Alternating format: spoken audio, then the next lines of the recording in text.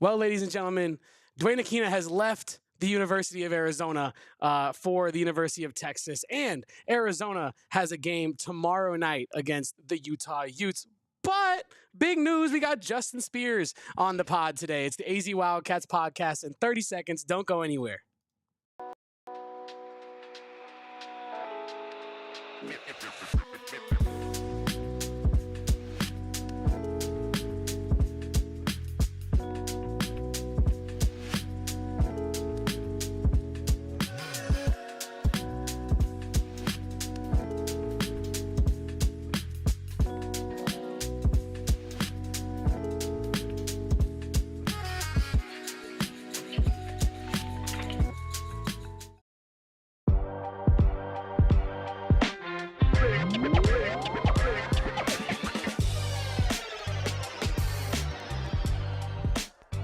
What is good, everybody? What is good, Wildcat fans? I got my guy Justin Spears with me today on the AZ Wildcats podcast. Spears and I are going to be breaking down everything from Duane Akina leaving to T-Mac's draft projections to maybe even Spears' vacation and also Utah coming to town tomorrow night. Justin Spears, how we doing? Feeling recharged, ready to get back on the saddle and talk all the latest with Arizona athletics with you, man. How are you feeling? Feeling good. You and I were catching up before the show. For those that don't know, me and Spears were actually both on vacation at the same time. Both returned to the same, our jobs in the same day. So that was pretty cool. But yeah, I took a trip back to St. Louis, as people know now. And then, apparently you took a trip to San Diego. So how was that? How was your vacation and how does it feel to be back? It was great, man. Hit the reset button and went to San Diego, which is one of my all-time favorite cities in the world. Went to the San Diego Zoo, hung out there for about 8 hours, watched the gorillas and the orangutans for like an hour and a half. Man, I'm telling you, you got to go to the San Diego Zoo and just go to the primate exhibits, and it's so much fun. It's amazing just how active they are, kind of wrestling with each other. I could watch those guys for hours, but yeah, I'm finally just ready to get back on the saddle and talk with you. And, it's also not only do we have Arizona basketball happening with both men's and women's, but like if you're living in Tucson, Arizona, it's a really fun time if you're a sports fan because you have everything that's going on at the U of A with the basketball programs, baseball, softball, etc. But you also have the Cologuard Classic coming up, which is the PGA Champions Tour. They're going to be here next week. That's always a fun event at La Paloma Country Club. And then the World Baseball Classic qualifiers is this week in Tucson. You got Colombia, Brazil, Germany, and China. And those 4 teams are in Tucson. So, I know a lot of people living in Tucson, they miss professional baseball. They miss having like a AAA team or even spring training. And heck, there's a lot of Major League Baseball players that are going to be in town here very soon. So Tucson, Arizona, per usual, it's popping in the springtime. And you got the rodeo that just came to town as well. Oh, yeah. I saw you posted on Twitter that a bunch of Arizona football guys made it over to the rodeo for a little bit of Tucson time, getting used to the city a little bit. So I like to see that as well. But it is a bustling time in Tucson right now. I kind of wanted to let's start right with the football news and notes.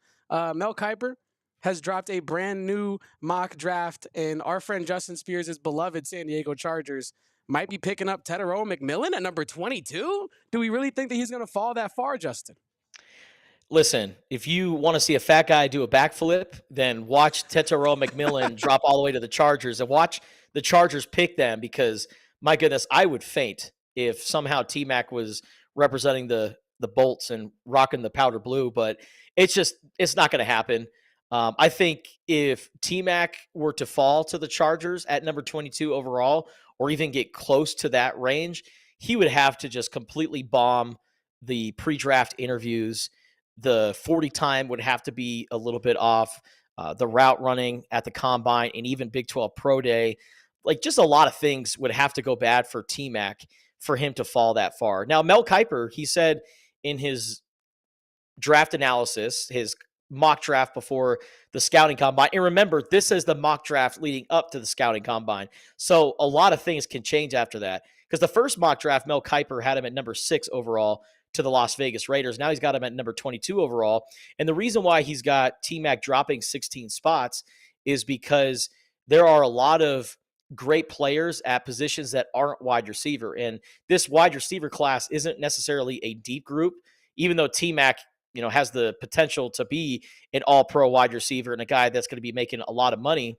You look at some of the other positions, and those teams might prioritize that, thus moving guys like T-Mac and other wide receivers down the draft board. But I see no way in hell T-Mac drops to number 22. This guy's the best receiver in the class. I could see him going number 4 overall to the New England Patriots, but I don't see him going any farther than maybe 14. I think it's probably going to be realistic that T-Mac goes in the top 10. Yeah, I'm totally with you on that. You and I were talking about this pre-show a little bit, and I said I don't see a way that in which, with the talent that he has at the position at which he plays, that he falls out of the top 15. That just seems like irresponsible from a GMing standpoint, because there are so many teams that could use a receiver in that top 15. I'm not saying that you should pick T-Mac over an elite lineman or anything like that. The conversation, I guess, between Tucsonan's Mason Graham and T-Mac, like they're two different players from two different positions. And I do understand where maybe Kuiper's coming from, where maybe you draft for fit instead of just pure talent. But T-Mac is a special receiver talent that I think a lot of GMs are going to have a hard time passing up on in that top 15. So yeah, I totally am with you on that evaluation. Now, I did want to go back in time a little bit to the BYU incident. I wanted to ask you a couple questions about that. First, I will start with, what was your overall take on the Tony Padilla situation? And then I do want to get into what Ali said this morning. Oh, yeah. So that was actually yesterday morning, and Ali just completely went off. So we do a segment. It's called The Good, the Bad, and the Ugly. And the ugly was, of course, Tony Padilla. And he said a lot of things that I wouldn't have said, but it sounded personal for Ali. And Ali's had the Tony Padilla experience. He was talking about like how Tony Padilla just hears voices and he assumes that it's coming from the bench, and he's going to threaten the bench to get a technical foul, even though it wasn't actually them. I think Tony Padilla, he is a renowned referee. Actually, I wouldn't even say renowned. I would say infamous is probably the best word to describe him, because he's very well known, but for the wrong reasons, right? Like NBA officials, right? NBA officials. The one that we can all recall is Scott Foster. Why? Because Scott Foster has issues with a lot of players, Chris Paul being one of them. So the fact that we know these officials' names, like the only official that's like beloved that you actually know is Ed Hockley. But that's just because the man's got like massive arms and he's from Tucson, Arizona. So Ed Hockley's a beloved official. But you notice like a lot of these other officials that you know the names of, you know them because they're not really good. And we know Tony Padilla because he just makes awful calls. And it's for both sides too, right? Like BYU fans, they also have a compelling case that, Tony Padilla made bad calls for BYU, like the three-pointer that Caleb Love was fouled on that resulted in him knocking down 3 free throws. That wasn't a foul on BYU. So I look at it like this. Arizona turned over the ball 14 times, which isn't something that's going to make you sick to your stomach. But I think BYU had 22 points off those turnovers. Nailed it, Arizona yes. Had 10 points off of turnovers. So we're talking about a 12-point advantage for BYU when it comes to points off of turnovers. That's your ball game right there. And BYU, shot the lights out. It's the most points that a team has scored at McHale Center and has beaten the Wildcats since Jimmer Fredette dropped 49 on Arizona back in 2009. So Arizona, they definitely didn't help themselves by winning this game or putting themselves in position to win this game, because you know what? They gave up a lot of points. BYU came in. They were lights out from 3-point range. They were so efficient shooting the ball. But you know what? So is Arizona. And so I think that, it was just a Big 12 heavyweight battle. Unfortunately for Arizona, they got screwed in the end. Two things can be true. Arizona didn't help themselves, and Tony Padilla just totally screwed Arizona. And you don't make that call when you're standing at the half-court line. The official underneath the basket didn't even blow his whistle or rule anything. But Tony Padilla, standing 40 feet away, decides, you know what, I'm going to make that call. And listen, I know Tony Padilla, it was a long work week. He worked like 4 or 5 games in the span of a week. It was a late night game. It was 10:20 p.m., right? But still, you don't make that call. And I appreciate Arizona fans so much because they got on my ass for saying, like, you don't make that call at that point in the game. And they're like, hold on, man. You don't make that call ever because that is not a foul call. So I'm not going to go full Ali Farhang here, but I'm just going to say it was a bad call. But I thought Tommy Lloyd and I thought Arizona handled it with class. As far as the Zona Zoo goes, I don't think they handled it with class.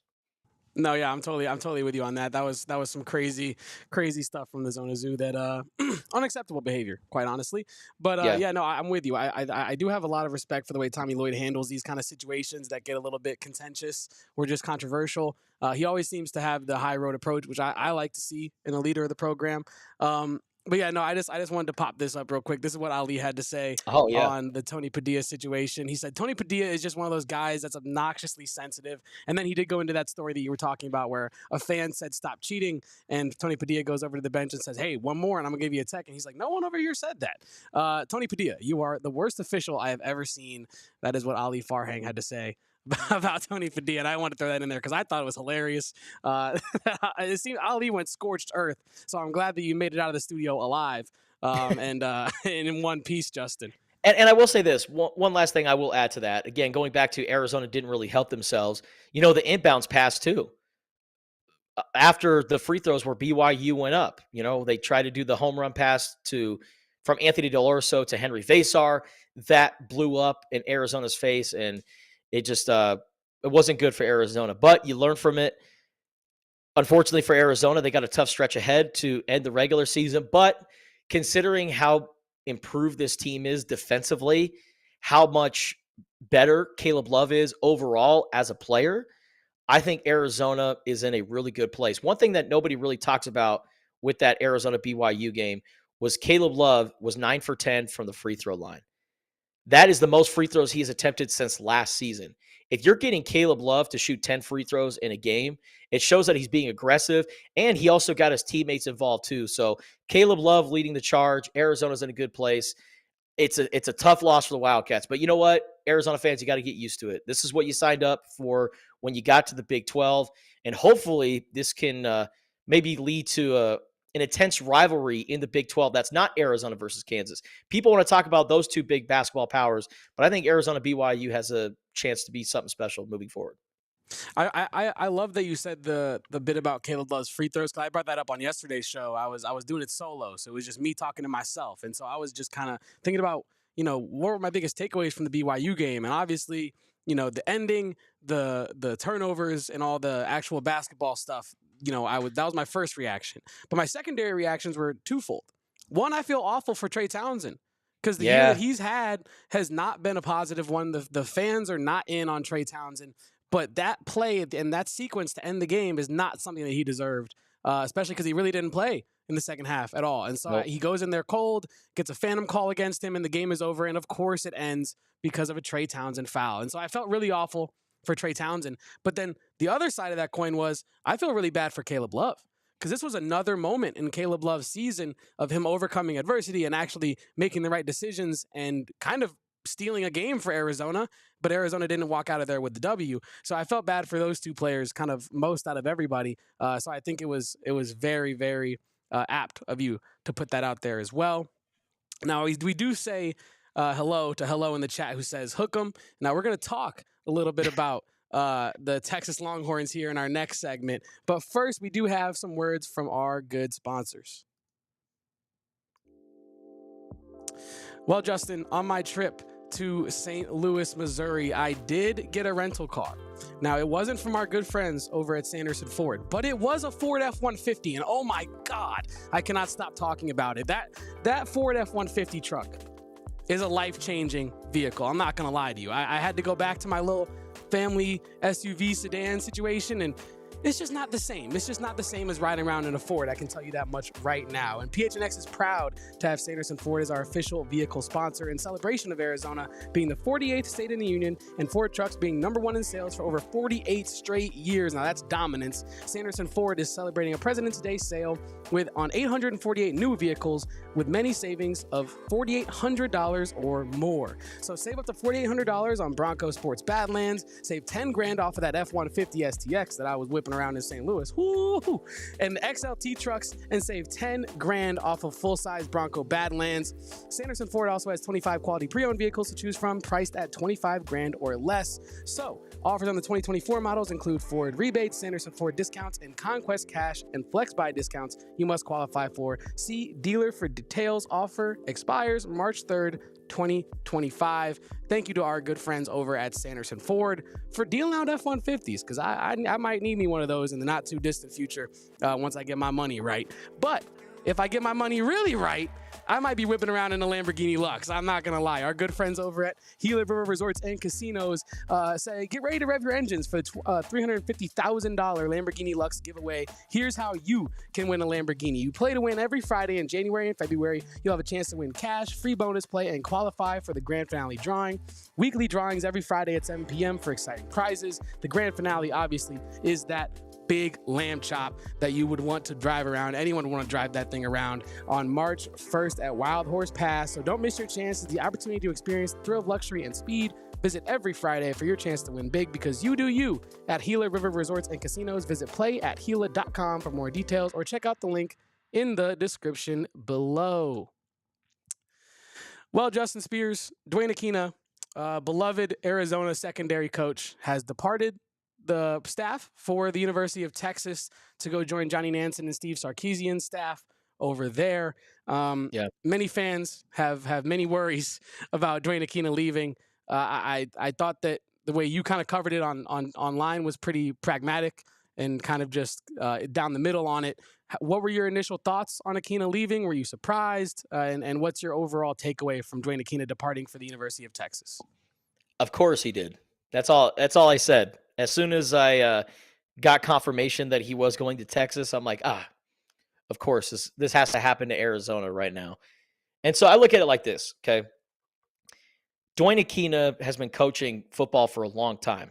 He is the defensive backs godfather, defensive backs guru. When it comes to mentoring and coaching defensive backs, there's probably nobody better in college football right now than Duane Akina. I mean, just look at from his time at Texas, Stanford, Arizona. He coached 3 Jim Thorpe Award winners. I think 7 of them he had 7 Jim Thorpe Award finalists. He coached multiple NFL defensive backs. And you can even just look at, his most recent time at Arizona. Look at how much improved the defensive backs got under his direction. Look at guys like Gunnar Maldonado and how much he improved. Look at Genesis Smith, Takario Davis, Ephesians Prysock before he left for Washington, Dalton Johnson as well. Like, the list goes on and on of the great defensive backs that have really improved under Duane Akina's direction. And Duane Akina is a great defensive coach. He was so instrumental in Arizona's turnaround in 2023. Him and Johnny Nansen, who, like you mentioned, is at Texas. He's the co-defensive coordinator and linebackers coach. And him and Johnny Nansen collaborated on some defensive schemes that really worked, whether it was, adding the dollar package and getting 7 defensive backs to kind of counter a pass-happy offense, or even the double eagle flex defense that was popular in the Desert Swarm era when Arizona played against Washington State in 2023, when they were coming off a couple of tough losses to USC and Washington. They used the double eagle flex defense, and they put a spy on Cam Ward. And Cam Ward in Washington, they stormed right down the field and scored on that opening drive. And then they're like, okay, you know what? We're going to put in Jeremy Mercer. He's going to be a spy, and he's just going to have his eyes on Cam Ward the entire game. They did not score a single point after that. Arizona kicks their ass by 38 points. And Arizona goes on a 9-game winning streak that carried into the following season. So Duane Akina has done so much for this Arizona defense, whether it was with the Desert Swarm, whether it was recently. And I just think that this is a huge loss for Arizona. Like, I cannot downplay this loss. This is huge for the Wildcats. This guy is arguably the best coach on Arizona's staff. And you know what? I would honestly, feel a little bit worried about, guys like Genesis Smith or other players that, they might decide to enter the transfer portal during the spring and go to Texas. So there is that possibility.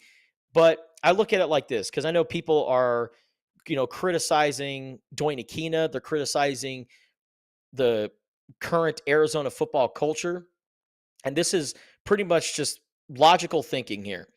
When it comes to the haves and the have-nots in college football, I know Arizona football fans, they don't want to hear this, but the Wildcats are leaning more towards the have-nots.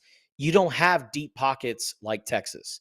And Duane Akina coached at Texas from 2001 to 2013 under Mac Brown, won a national championship, coached so many great players, has a long history with Texas. Before Brent Brennan was hired, Duane Akina was going to Texas. He accepted a senior defensive analyst job and was going to be a part of the staff this past season, but he decided to come back and be the defense coordinator under Brent Brennan. So there is a history with Texas. And like I said, Texas is going to give him that buyout money. He was owed $810,000 this upcoming season at Arizona. I think his buyout's $200,000. Texas is going to pay that money, and they're going to give him a larger salary. And, Duane Akina, he went from being the defensive coordinator to defensive backs coach. Well, they already got two of those. They got Chip Viney, who's a cornerbacks coach, and they also have Brett Arcee, who is a nickelbacks coach. He coached guys like Adoree Jackson at USC. So they're two bright, young, up-and-coming coaches that I think are going to be just fine coaching up these guys in the secondary. And, Arizona also has Chuck Cecil still on staff too. He's just kind of hanging out as a senior defensive analyst. So they have options. Is it Duane Akina? No. And I don't blame Duane Akina at all, because you know what? Terry Joseph just went to the NFL, is now coaching with the New Orleans Saints. Johnny Nanson's like, hey, I know a really good defensive backs coach. I worked with him most recently at Arizona. Let's go ahead and give him a call. And I'm sure Duane Akina's thinking is, more money, most likely, right? I don't know the contract terms for Duane Akina, so I'm assuming it's more money for him. Number two, you're coaching a team that is going to the CFP most likely. They were just in the CFP last year. They won an SEC championship. So Duane Akina's like, okay, I'm getting more money, and this is really like my last hurrah to contend for a national championship. If you're any competitive coach, you're going to take that offer. So I think Duane Akina, I think he wants to take this last opportunity, maybe right off into the sunset, but he's going back to a place that he's very familiar with, and they have money. If Duane Akina went to a place like, say, Stanford, which is where he coached, but that Stanford, they're in the ACC, they're not contending for championships. If he went back to a place like that, then I would say Arizona fans have every reason to sit there and kind of criticize the current culture of Arizona football. I think the culture, while they had a losing season last year, while the season did not meet the expectations and not even close, it was a bad year for Arizona football. But I think how they've gone about rebuilding the roster, getting guys in the transfer portal, getting guys from the JUCO ranks, and also the coaches that they hire too. I think Seth Dagey is a home run hire as an offensive coordinator. I think Joe Salavea, we talked about this guy potentially even becoming Arizona's head coach someday, and now he comes back as a defensive line coach and associate head coach. So Arizona football, considering what happened last year, I think Brent Brennan has taken every right step in this offseason. It's just unfortunate that Texas comes knocking for a guy like Duane Akina. Yeah, you know what? You said a lot of very valuable things there, and I don't want to gloss over them. But one thing that just kind of was left in my mind is this is also the second back-to-back season now where an Arizona coach of prominence has left because another coach has gotten an undeniable offer somewhere else, right?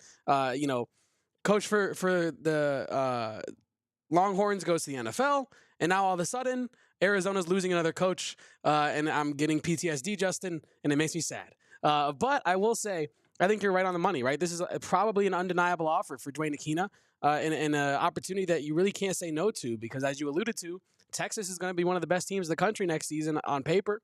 And if you're Duane Akina and you don't have to really be a defensive coordinator. You don't have to, not like he's doing that at Arizona, but I'm saying you don't really have to shoulder probably the same level of responsibility that you would at Arizona. I think that you do likely probably get a pay increase as well. It does seem like just an unfortunately undeniable offer for Duane Akina. I did want to ask you, you kind of alluded to it. How does this affect the locker room?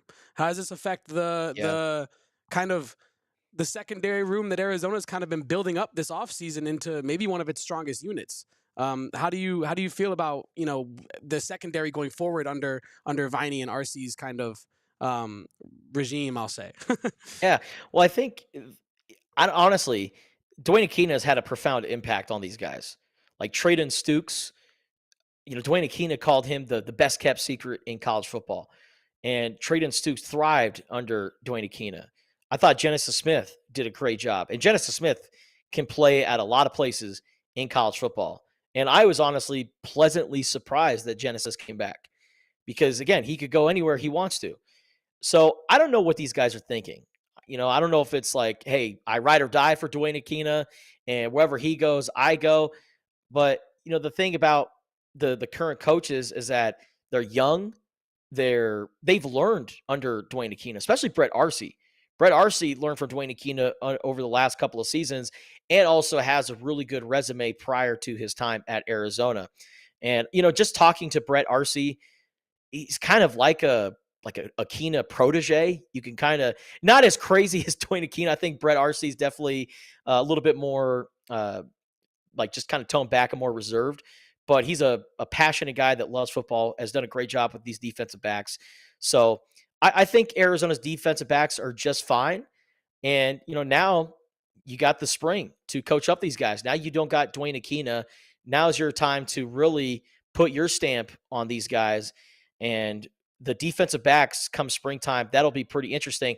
And honestly, I think Arizona football is very smart for moving up the spring game. Last year, the spring game was on the 27th, and the last week and a half, 2 weeks of spring practices, we were going to practice every day and all right, who's here, who's not, who has entered the portal, and who has stayed with the Wildcats. It was exhausting, and I think Arizona football is okay, we're not going to do that again.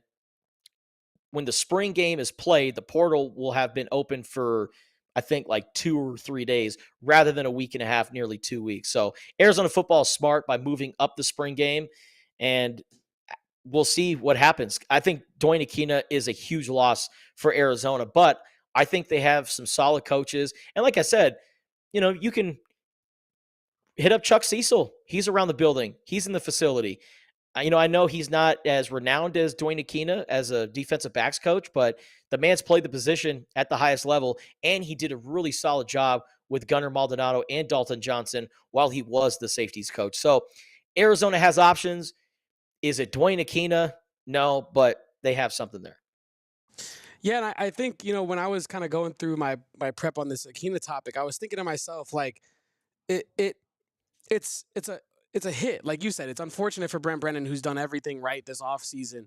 And I think, Damon and I, when we spoke to, Seth Dagey, Coach Gonzalez, and even Genesis Smith as well, we kind of all took away that this locker room is becoming more about family again, more about Arizona ties, more about keeping home talent home, playing with people that and that you've worked with before, coaching alongside coaches that you've known and worked with before. And I feel like this is a huge hit to that. I feel like this is a huge hit to that momentum that Brent Brennan was building, at least from a program building standpoint. I'm not saying it's going to be, make or break for whether Arizona succeeds or not. But I will say I feel like it's a step back. It's 2 steps back after Brent Brennan's probably taken 6 or 7 steps forward. So it's not all bad. But I do think, and like you said, Arizona has options. But it's really unfortunate to see a coach like Duane Akina go in a season where I think he would have excelled in the role that he had set up for him at Arizona. Yeah. And so, it's a really unfortunate to see a coach, one of the best coaches in his position in the nation, leave, especially for Texas, which we just never want to see that ever. It's unfortunate. Someone in the chat, I believe it was 5 of a Kind Media, said, how long until we need to get a restraining order on Texas for stealing our defensive coaches? And I'm with you. I think we should file a motion right now with the court, restrain Steve Sarkisian from entering the state of Arizona making phone calls into Arizona. Just no more of it. Steve Sarkisian is banned from talking to Arizona coaches. I'm stamping it right here, Justin. I can't do it anymore. Johnny Nansen and Duane Akina, I can't do it. I don't know how much more I could take. And going back to how does this affect the locker room?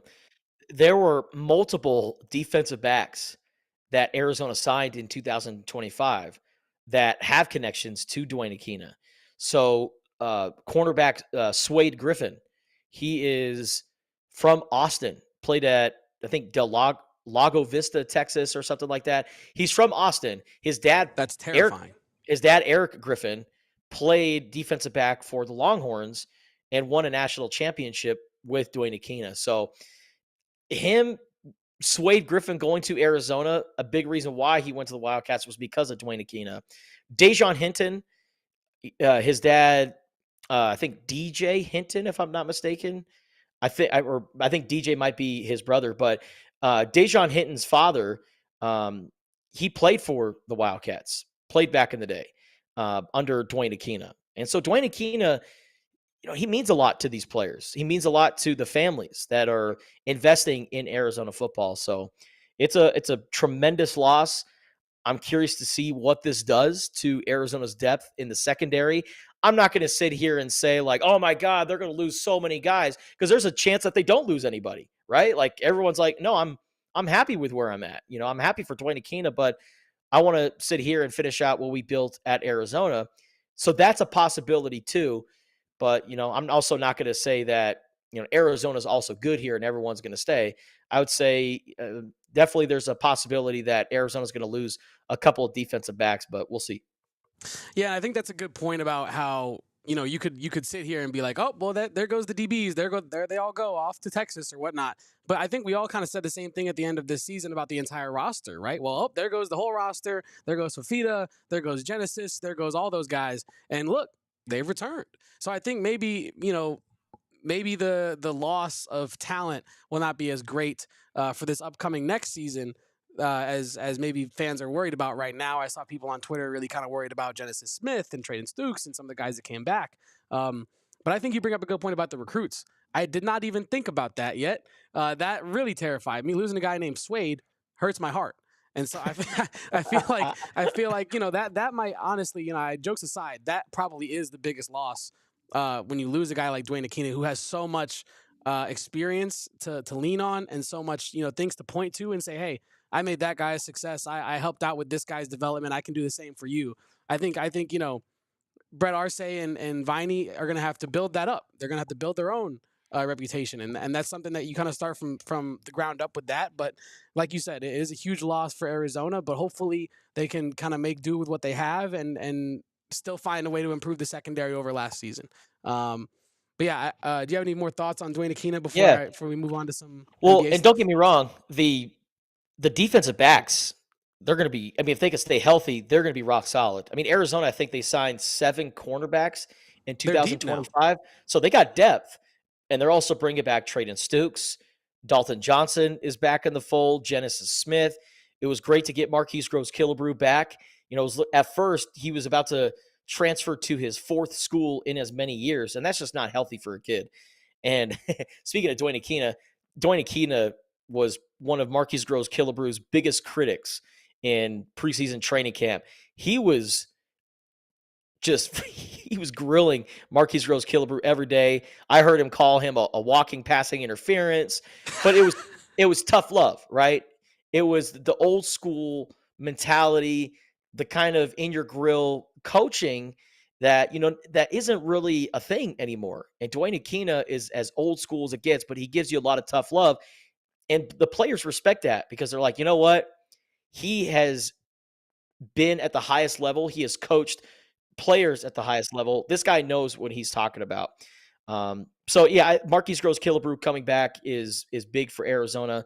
I like the depth that they have. The guys that they added in the transfer portal too. I think Aiden Garnes from West Virginia, great story. I don't know if we talked about it last time we were on here, but he donated bone marrow to someone while he was at Duquesne. So he started his college career at Duquesne, which is an FCS school in Pittsburgh, and he donated bone marrow to a woman overseas. He hasn't met the woman yet, but he saved a woman's life. And she eventually had a kid. And so he's like, yeah, I saved 2 lives if you really think about it. Wow. And so Aiden Garnes has a really cool story. I wrote about him, I think last month or 2 months ago.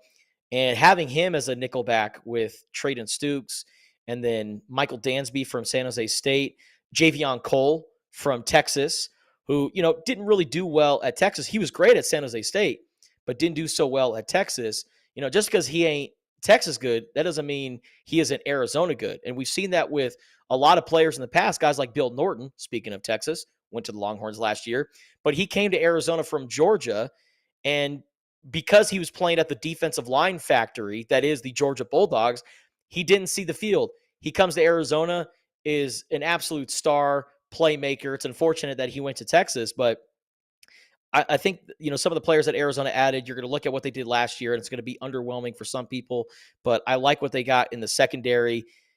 Again, huge loss for the Wildcats not having Duane Akina available, but the Wildcats move on. We'll see.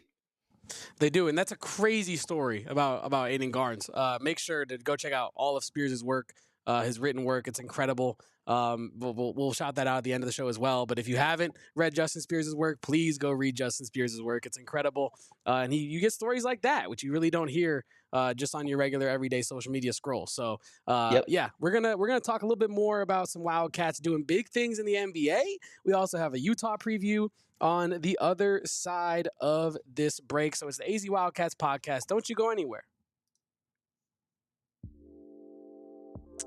Well, Mr. Justin Spears, I have this beautiful branded Bills hat right here next to me that I was rocking before the show today, and I couldn't wear it with the headphones because I didn't want to damage the hat. It's a beautiful hat. I didn't want to damage it at all.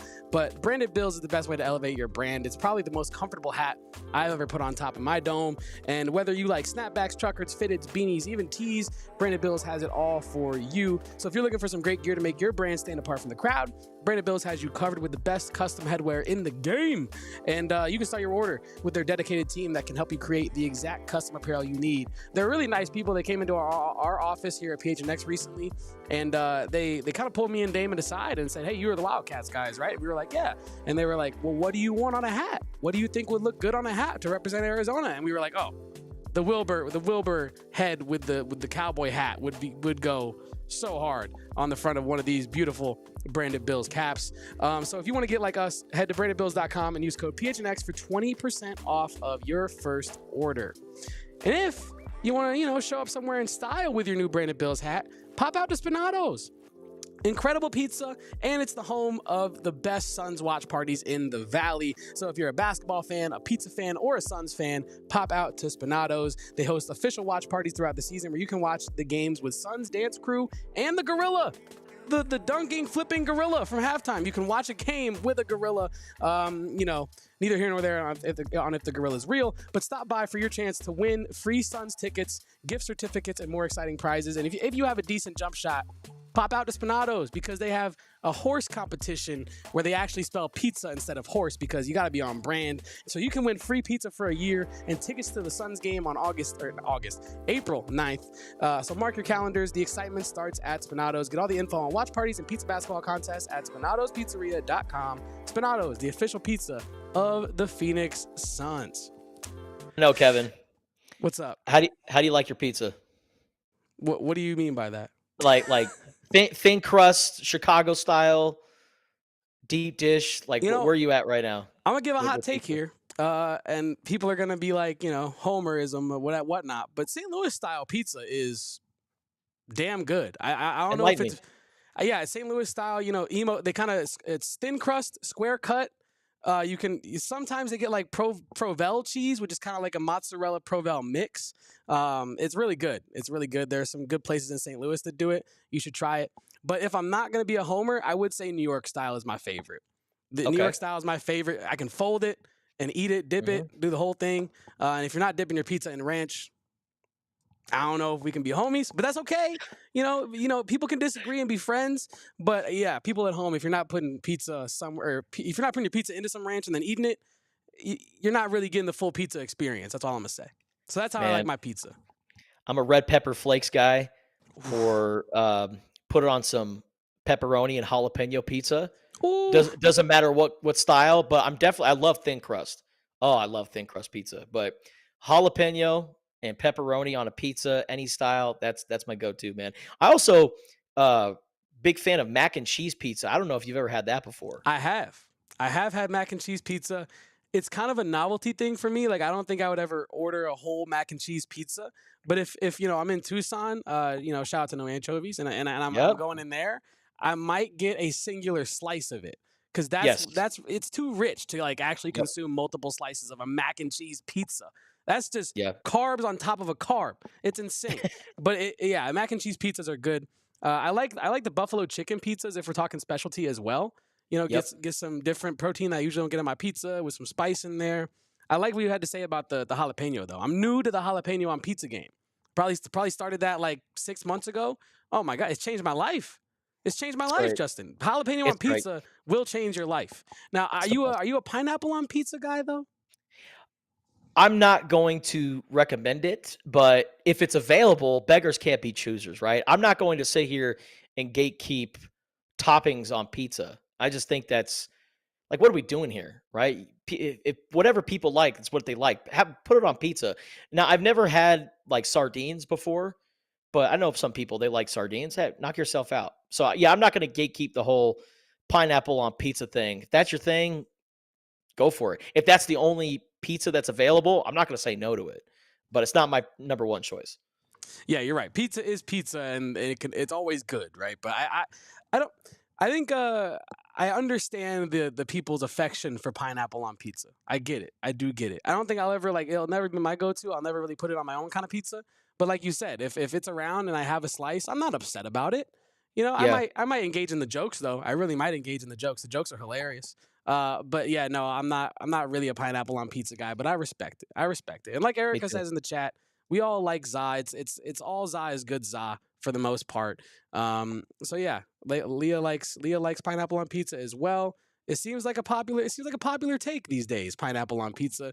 So maybe it's becoming like baggy jeans to skinny jeans kind of a situation where pineapple on pizza is super unpopular, and then all of a sudden everyone wants pineapple on their pizza, and then maybe in 20 years it'll go out of vogue again. But um, I wanted to I'm just talk thinking to about you. Champion. I'm like, Champion a few years ago was so popular and so expensive, and Oh now my it's like god, yeah. now it's not anymore.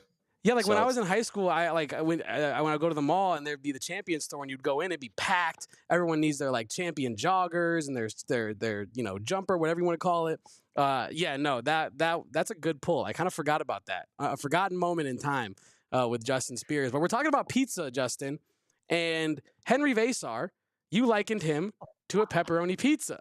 You said Henri Veesaar's cupping therapy is intense. He looks like a pepperoni pizza.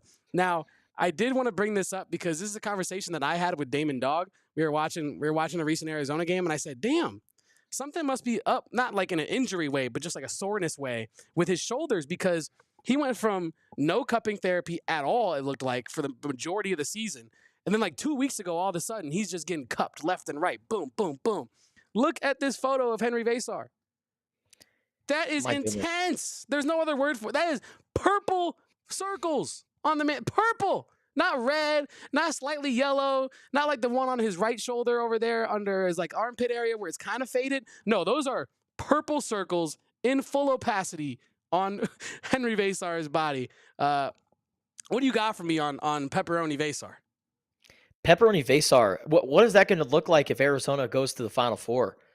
Like, we're talking about Henri Veesaar on February 25th looking like a pepperoni pizza. How is that going to look in the first week of April? Because He's gonna look like April, a cheetah in April. I know it gets darker and darker and darker, and obviously he's not moving the cups like they're in the same spot, or else, I mean, if he was moving around, his whole shoulders would be red and purple. But Yeah, it's in the same spot every single time. I don't get the whole cupping therapy thing. The first time I saw that was in the Olympics. I think it was the last year that Michael Phelps was swimming, and he would take his shirt off and get ready to go in the pool, and he's doing like his arm flaps, and all you saw were those cupping circles. And I always wondered what that is, but apparently it's good for blood flow, recovery. It's just It's very, very foreign to me. I will never understand it. And why is Henri Veesaar the only guy who's got it?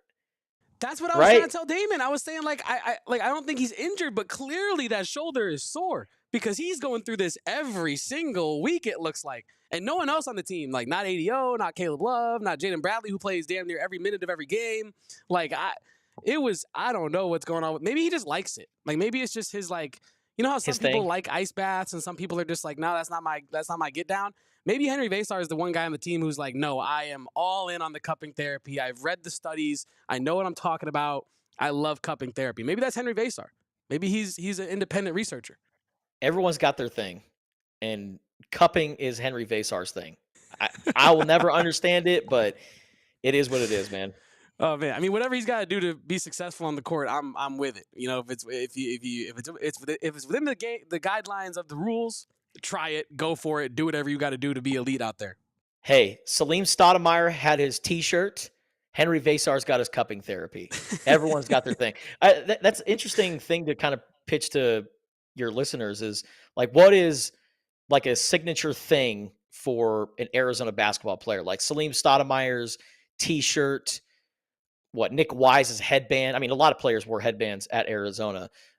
Mike Bibby, was it the foam posits shoes? Yes. That he wore in the national championship. So I'm curious to see if anyone can think of anything. Yeah, we'll throw that out to the fans on Twitter later and see what they think is the most iconic memorabilia. What do you want to call it? Like merchandise, equipment, signature item? Look, signature. Yeah. What's part the of most the iconic uniform? signature look in Arizona basketball history? Yeah, I like that. I do like that. That's a good question. See, this is why we have you on. You speak right to the people, and you know exactly what the people want to hear, Justin Spears. David Stith in the chat says, cupping is an ancient Chinese medicine. Well, so is ayahuasca. I totally made that up. I totally made that up. But hey, if it's an ancient Chinese medicine, it's natural. I mean, hey, nobody has come out and been like, yo, cupping is terrible for you. You guys got to stop it. If it works, it works. If it works, it works. And if Aaron Rodgers heard what you just joked about on this chat, he might come in here and have some research to dish out in the chat saying, actually, no, ayahuasca was founded in the Brazilian territory, 1836. Peru. But no. Yeah. But and AZ Cats G says, was Joseph Blair the one with the knee pads? I believe so. Yeah. There you go. You have your answer right there as well. Justin Spears, I asked you earlier before the show if there's anything specific that you wanted to talk about today. And one thing that I saw on your Twitter, and you referenced it in our text messages, was NBA players that are Wildcats alum are doing it big right now. And shout out to our guy, Iggy. Yep. Andre Iguodala. If the space lasers are coming down on Earth, I want Iguodala. That was going viral a couple of days ago because Andre Iguodala has been inducted into the Warriors, retired jerseys, Hall of Fame there. And the following day, like you said, Richard Jefferson got added to the NBA Finals broadcast on ESPN. And yes, like Justin says here, I'm sure Lute Olson is looking down very proud on his former Wildcat competitors. Justin, how are you feeling about the mark that Arizona is leaving on the NBA and just kind of the current crop of NBA alum that is keeping the Wildcat name alive? Man, I can't emphasize the impact that Lute Olson has made on the basketball world. And when Andre Iguodala retired last year, that ended a 38-year streak of an Arizona Wildcat from the Lute Olson era playing in the NBA. Think about that. For 38 straight seasons, at least one Lute Olson era Wildcat was playing in the NBA. And I didn't even mention the coaches, right? I mean, just both at the NBA level and also collegiately and at the high school level too. Like guys like Mike Bibby were winning state championships at the high school level at Shadow Mountain High School. But Steve Kerr, such a great coach, winning those championships with the Golden State Warriors. His guy Bruce Frazier being on the sideline with him. Joseph Blair. You look at, speaking of JB. JB was a guy that went on. I think he won a G League championship and has now been an NBA assistant coach for a long time. And he's got a really cool story converting to being a vegan and just his diet and why he became a vegan. There's a lot of good stuff there. So And even away from basketball too, you look at Harvey Mason being I think the CEO or leader of the Recording Academy with the Grammys, right? Like when you think about Harvey Mason, or when you think about the Grammys, Harvey Mason's one of the first names that comes to mind. And, going back to Richard Jefferson being a broadcaster, he joined ESPN several years ago and has worked his way up and has been himself the entire way, right? When you listen to Richard Jefferson on a broadcast, it doesn't sound forced. It sounds natural. He is so charismatic. And it's a big reason why he has ascended into becoming such a great broadcaster, because he's so knowledgeable and he's charismatic and you love listening to him. So I love that Richard Jefferson is being added to the NBA Finals broadcast. Maybe your listeners can help me out here. I can't remember a time where like a former Wildcat, as an athlete, was broadcasting a game like the NBA Finals or a series like the NBA Finals. So it's really good there for Richard Jefferson. I'm very happy for him. And I saw in the comments, like, hey, don't forget about Corey Williams. And Corey Williams is a guy that's on this platform every single week with my guy Saul Bookman with the McHale Madness podcast. And Corey, is on ESPN every single week. He has been doing ESPN broadcasts for like a little over a decade now. So between the broadcasting world, between the playing, the world and the NBA, and also overseas as well, life off the court. Heck, Kenny Lofton played Major League Baseball and was pretty damn good at it. Arizona basketball has such a strong impact on not only the basketball community, but the world itself. And Lute Olson has a lot to be proud of. And you know what? Sean Miller also has a lot to be proud of too, because, Aaron Gordon, Laurie Markin, and TJ McConnell, they all signed contract extensions this offseason, and those contract extensions are worth a combined $416 million. $416 million for three players. One of those guys wasn't even expected to play in the NBA in TJ McConnell. So Arizona basketball currently, and the past guys that play that are doing their thing now, Arizona basketball, the fans, you guys have a lot to be proud of, because U of A Hoops is certainly running the world right now.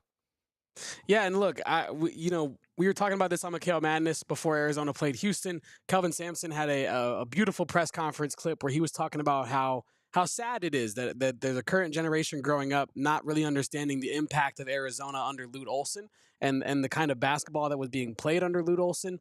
And in a way, it's kind of disappointing that the way that college basketball is being coached and played now, that you have a much lower chance of seeing a program kind of replicate what Lute Olson was able to accomplish at Arizona. Tommy Lloyd is doing his own thing, but it's never going to be the kind of it's never going to be the kind of stable impact year over year that Lute Olson had, just because of the nature of college basketball with transfer portals and NIL and one and done not really even being a big pusher of winning anymore. It's the transfer guys, so it's hard to build a 4-year player that fans really love and care about, and that you've developed into a pro.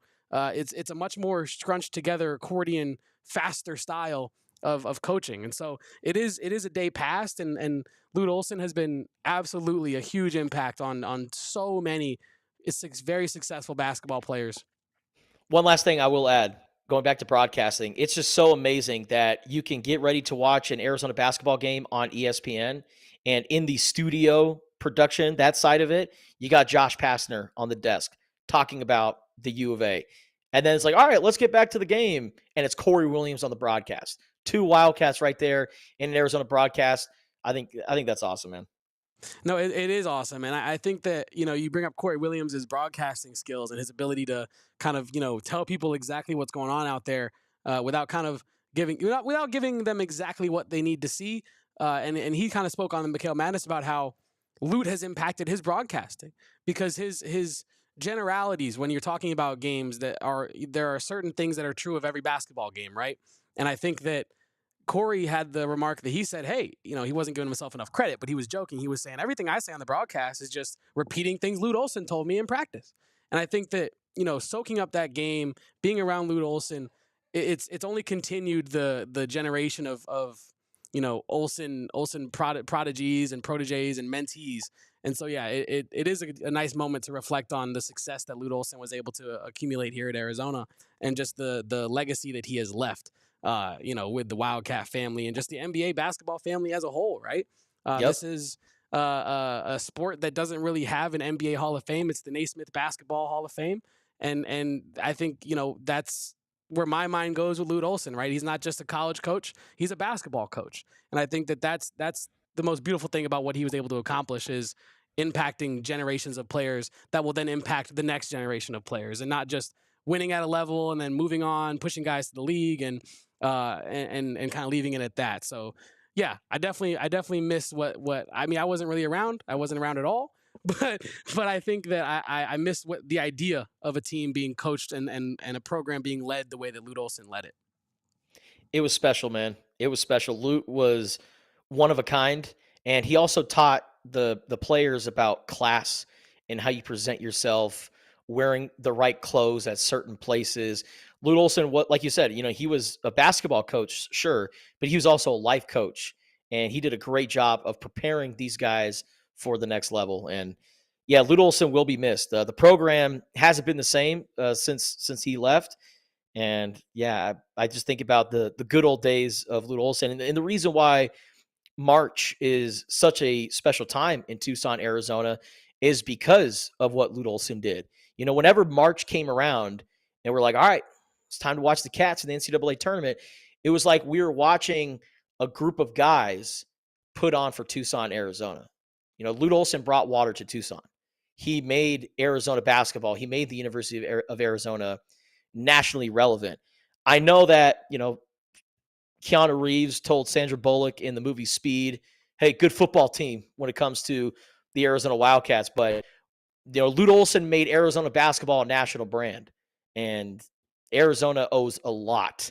Tucson owes a lot to a guy like Lute Olson. And yeah, man, I miss that guy a lot.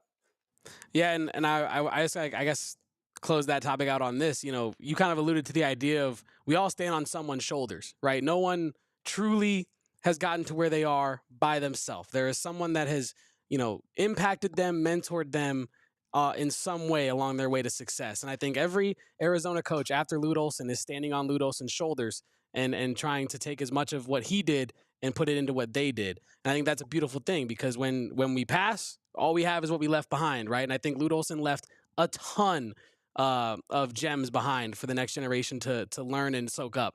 So yeah, we definitely miss Lute Olson, but the Cats that he coached are killing it in their prospective endeavors. So yeah, I want to wrap up this show with just 5 more minutes of Arizona basketball talk. Real quick Utah preview. I will upload a full preview to our YouTube channel later today, really breaking down Utah, and they have a new head coach now, interim head coach situation. I kind of just want to run through that real quick. Arizona plays Utah tomorrow night.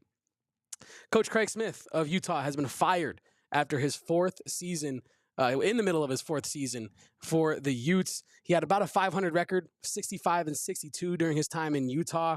He has yet to reach the NCAA tournament with Utah.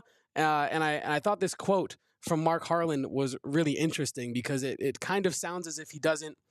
It sounds like he's feeling the footsteps, BYU, and it sounds like they're getting farther away, the footsteps. And Mark Harlan, I think, wants to reel that back. He said, "Our expectation is to regularly compete in the NCAA tournament. I believe a change is needed to get us where we want to go. The time is now to begin that process." And it sounds like you let Craig Smith go. You're trying to start the job search or the candidate search early. There's about, I think, 4 games left in their season, I believe, maybe 3. But it was kind of a shocking move from what I was seeing from a lot of Utah fans. Not that he was fired at all or let go at all, but the timing of it felt kind of almost premature in a way, as Utah. The belief is that they're at the bottom of the Big 12 in NIL, right? And I think that if you're looking at across the way at BYU, they pick up an AJ DeBonsa. They continue to funnel money into their football and basketball NIL programs. If you're Utah, I think and I saw this, I think, in The Athletic from CJ Moore, I believe. If you're Utah, this is also a great move if you're going to hire a guy or a person that can fundraise and get people involved in the program. Look what Kenny Dillingham was able to do for ASU. Look what Pope was able to do for BYU. and there are tons of coaches across the nation that are more geared towards fundraising right now than ever. I think this is kind of a move for Utah in that direction. It feels like for me, but it's going to be interesting to see how that affects Arizona or their matchup with Arizona in this game. I don't think it will too much. I think Arizona should have, especially after the loss last game out, should have a very motivated, focused approach to this game. And I want to mention that Utah is 1-7 in true road games this year, 1-8 if you want to count the semi-home game against Mississippi State, or semi-road game against Mississippi State. So this is a struggling Utah team that's had some interesting wins this year. They own a win against BYU, Kansas, and Kansas State. The Kansas and Kansas State games were back-to-back. Fun fact, they scored 74 points in both games. And I think this is a game that if Arizona shows up with defensive intensity, if they have good closeouts on the three-point shooters like Madsen, who recently broke the Utah three-point record, they have Asar as well. Ezra Asar as well is one of their better players. So if you can close out on them, make it hard for them to get their clean shots off, really get a rhythm going, I think Arizona is on a road to victory, especially if they can turn them over with the defensive intensity that I just referenced, because Utah had 19 turnovers in their last game against UCF, which I believe was the second time that they've had 19 turnovers, the last time they had the highest turnover was also 19. So this is a team that can be turned over, even though they do take a decent care of the ball. And I think last but not least, Arizona's bench mob. These are my keys, my three keys: defensive intensity, urgent closeouts, and Arizona's bench mob has to do better in this game. They had a combined 23 points in the last game, 13 of those coming from KJ Lewis, 5 from Carter Bryant, 5 from Trey Townsend. If you're Arizona and you want to form a complete unit, that cannot be the case. And so I feel like Arizona needs more bench production, more urgency in their closeouts, which I think will happen because Tommy Lloyd was kind of on their ass in the post-game press conference about being casual in their approach, which I thought was absolutely insane to hear at this point in the season. And overall defensive intensity, if you can stop Utah from getting a rhythm in this game, you should be able to handle them quite simply. So that's my breakdown on Utah. Spears, what say you, and what do you got to say on the Utah squad? Well, like you said, man, 19 turnovers the last game. If Arizona can do that, force turnovers, get out in the open run, and play fast. But on the other side, you got to make this a rock fight for Utah. And I think if they play tough defensive basketball, and I think if they play aggressive, Arizona's going to be just fine. Because if Arizona can get to the free throw line, they're going to beat any team in the country. If Utah gets to the free throw line, they have some problems because they are the worst free throw shooting team in the Big 12. So I think if Arizona can make this a rock fight, make it as low scoring as possible, they play aggressive, I think they're going to be just fine. I am confused by the timing of letting go of Craig Smith. He was there for nearly 4 seasons. Did he have the amount of success that Larry Krystkowiak had? No. Larry K had guys like Kyle Kuzma, DeLon Wright, so many great players come through the Utah basketball Kyle Kuzma, program. sorry to cut you off, but this is a crazy thing. I hadn't really thought about it because I really don't think about Utah basketball very often. That's their last NBA draft pick, Kyle Kuzma in 2017. Wow. I didn't even think about that. That's crazy. That's crazy, right? I read that when I was doing my prep for this, and I was talking to another producer, Kyle. I go, Kyle Kuzma, first of all, went to Utah. I forgot about that. Second of all, he was their last draft pick to the NBA, which it blew my mind. So you brought him up, and I wanted to throw that at you real quick. See, that's what I'm talking about. Utah has fallen behind, and like you said, BYU, they're dumping money into that basketball program. Like, you think BYU's decent now, wait until next year or the year after that when they got more players coming in because of NIL. And I wanted to finish your sentence when you said Utah, they're trying to improve in NIL. And I'm like, hold on, they're trying to improve in basketball. Football, they're taking care of. All their guys got these freaking trucks. Like, if you're a Utah football player, you got a nice little truck coming your way. They maybe have that Sanderson Ford F-150 that I've been eyeing. So maybe I should have used my eligibility and went up to Utah and see what they can do for me. I'm telling you, I think it is a Ford dealership. All these guys got F-150 trucks. But yeah, Utah, I think, and Mark Harlan, he's a smart guy. Maybe he's got his eye on someone, and maybe they take the BYU route. Maybe they're like, you know what? Let's go get a young, hungry, NBA assistant coach that's looking for his opportunity and a guy that could fundraise and also bring in some top-notch talent. I think, as a basketball school, Utah definitely has some work to do, but if the football donors can do it, I think the basketball donors can do it too. But I like Arizona in this game. I think this is going to be a bounce back game for them, and they need it. And I don't think it's going to be a game that's scored in the 90s. I think this is going to be like a 72-53 type of game for the Wildcats.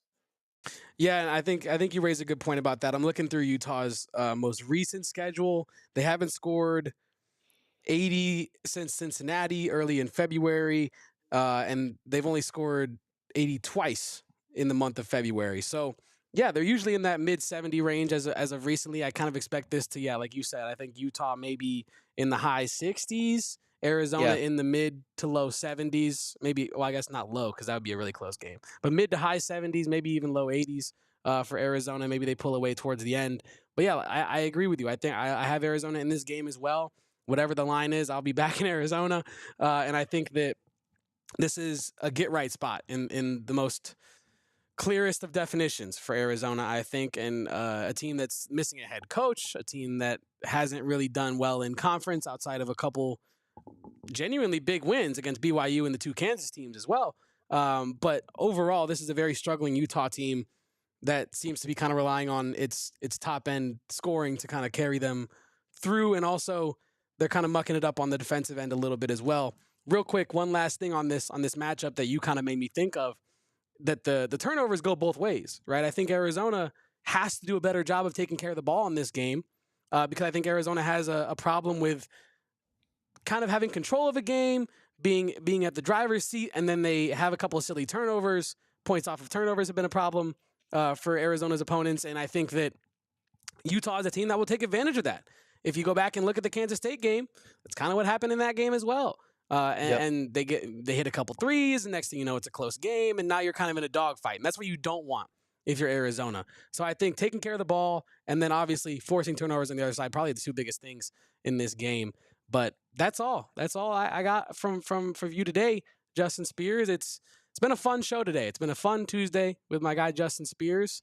So Spears, where can they find you on days that aren't Tuesday outside of this show? What do you got going on? Yeah, so this week we got the NFL Scouting Combine in Indianapolis. All your peeps are out there. You guys got a brigade. You got Bo Brack, Dame Rolling Dogs deep out there. Yeah, there's a lot of PHNX folks out there. But, there's going to be a lot of Arizona Wildcats related news. You got T-Mac out there, Jonas Avianea, kicker Tyler Loop. He could become the first Arizona kicker drafted since Nick Folk. Back in the day, Nick Folk is still kicking in the NFL. The last Mike Stoops era Wildcat still in the NFL. So, yeah, those three guys, they're going to have some great NFL careers. Yeah, they'll be in Indianapolis. I'll have all the coverage there from afar here in Tucson, Arizona. And, like I said, we got Color Guard Classic, the golf tournament. We got World Baseball Classic qualifiers, Germany, China, Brazil, Colombia. My colleagues and I will have the coverage at Tucson.com. And, yeah, also weekday mornings, if you're in Tucson, Arizona, feel free to flip on ESPN Tucson, where you can listen to Spears and Ali from 7 to 9 a.m. We had Chip Hale on the show earlier today, and we're going to have Adia Barnes later on in the week. So, yeah, we're rocking and rolling. Feels good to be back. Yeah, you and I both right back on the saddle and riding again. You know what I'm saying? Yes, sir. So it's a pleasure to have you on again today, Justin. I always love chopping it up with you about Arizona ball and even a little bit of Chargers ball in the beginning of this one. But and pizza. I also want to say, thank God you did not bring that sorry LA Luka Magic shirt that I saw you rocking on your Twitter video the other day. Oh my God, I would have been sick to my stomach if you would come on this show with that shirt on. I might have actually asked you to change. I don't even know. But yes, that is our good friend Justin Spears. I am Kevin Thomas. You can find me on Twitter at KevoPost. You can find our show at PHNX_Wildcats. That's kind of the hub for everything that Damon and I do on social media. And yeah, that's our guy, Justin Spears. It's been a great show. I appreciate all of you for tuning in. Make sure to check out my Utah preview I'll be uploading later today. And until next time, I'll be having a post game tomorrow night with Saul Bookman. So until next time, bear down and go Cats. We all silly like the mayor.